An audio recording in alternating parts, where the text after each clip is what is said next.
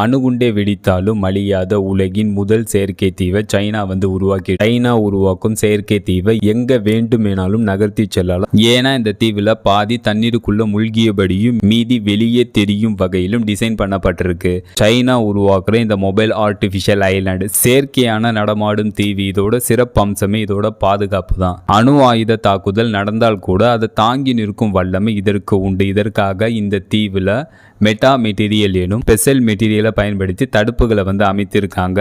அதனால அணு ஆயுத தாக்குதல் நடந்தால் கூட இந்த தீவுல பாதிப்பு ஏற்படாதான். அது மட்டுமல்ல, மிகப்பெரிய நில அதிர்வுகள், கடல்ல எழும் 9 மீட்டர் நீளமுள்ள ராட்சச அலைகள், பயங்கரமான ஹரிக்கேன் போன்றவையெல்லாம் இந்த செயற்கை தீவு சர்வசாதாரணமா சமாளிக்குமா. இந்த தீவுல ஒரே நேரத்தில் 238 பேர் வசிக்கலாமா.